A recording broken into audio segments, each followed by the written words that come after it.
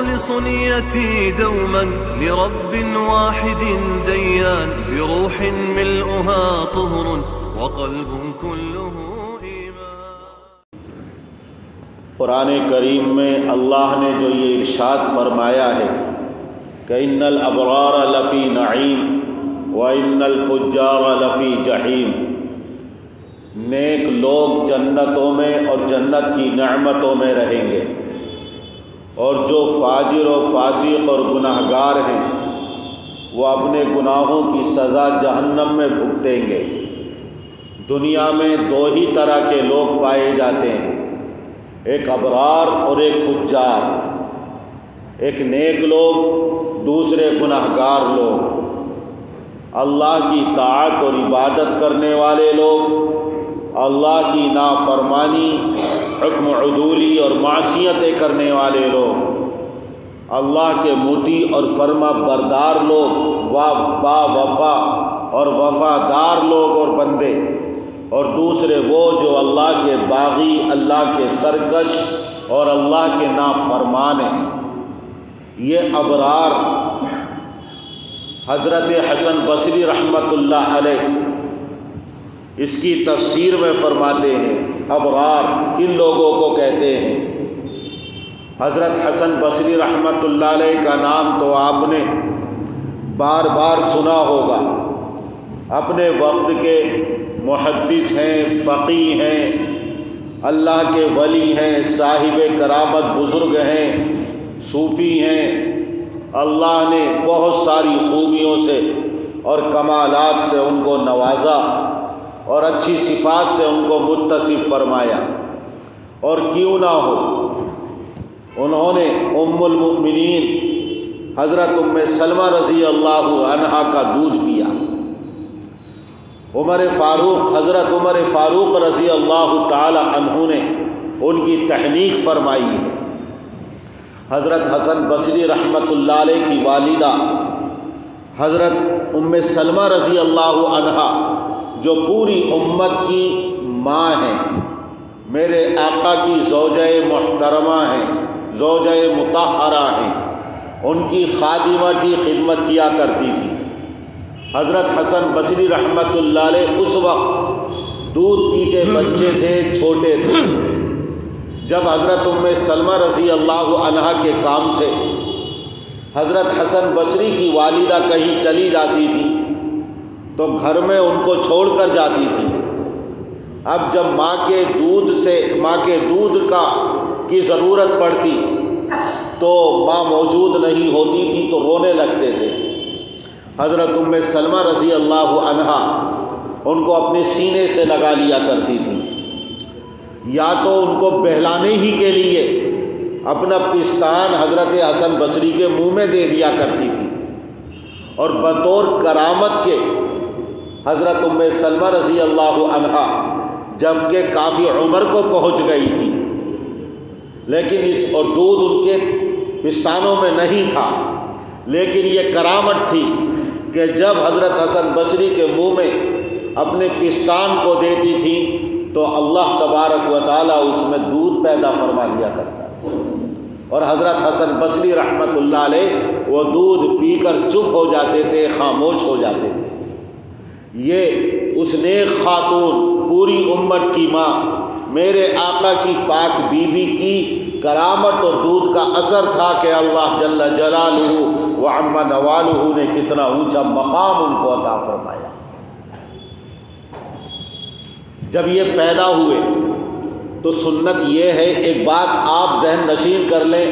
جو عام طور سے آج مسلمان اس پر عمل نہیں کرتے۔ جب کسی کے یہاں بچہ پیدا ہو تو اس کا اچھا نام رکھیں، اور کسی اللہ کے نیک بندے سے، کسی عالم دین سے اس کا نام تجویز کروا لیا کریں۔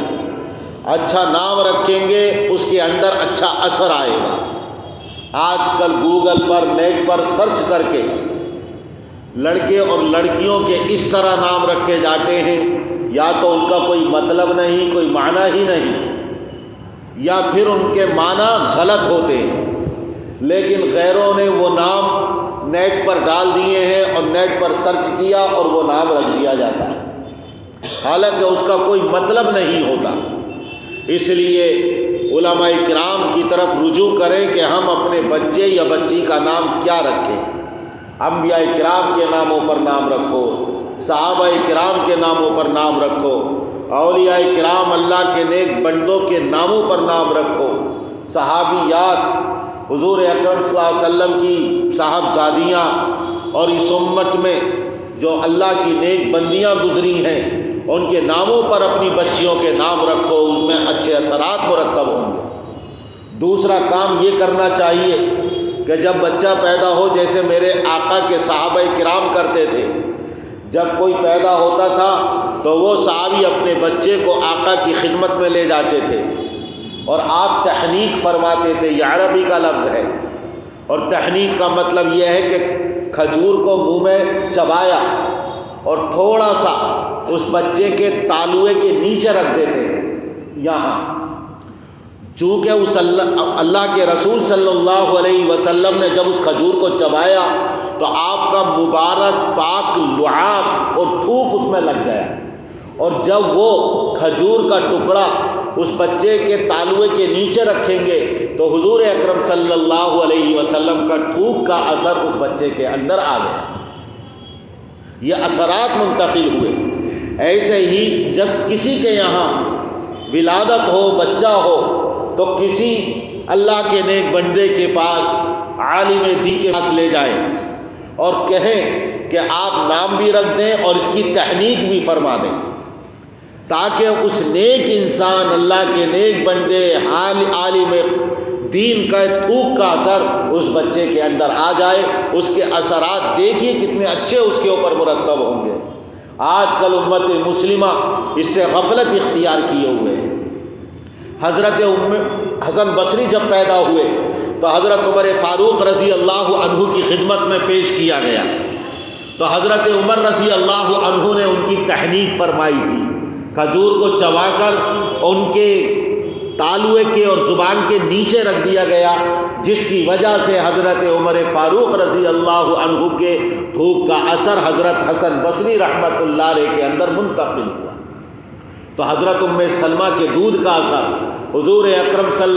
حضرت عمر فاروق کے لعاب دہن کا اثر، اللہ نے کتنا اونچا مقام عطا فرمایا۔ اور حضرت عمر فاروق رضی اللہ عنہ کے مقام اور مرتبے کے کیا کہنے کہ جب ایمان لائے تو حضرت جبرائیل علیہ السلام نازل ہوئے اور آ کر بارگاہ رسالت میں کہنے لگے، استبشر اہل السماء باسلام عمر، کہ اللہ کے رسول جس طرح آج 40 مسلمان جو ان سے پہلے ایمان لا چکے حضرت عمر فاروق کے ایمان پر خوشیاں منا رہے ہیں، آسمان میں فرشتے بھی حضرت عمر کے ایمان لانے پر جشن منا رہے ہیں۔ اللہ نے حضرت عمر کے ذریعے اسلام کو قوت اور طاقت عطا فرمائی۔ وتعلو همتي دوما وتسبق خطوتي الأزمان، فوقتي لا أضيعه بما يفضي إلى الخسران، وكفي لا يفارقها أداء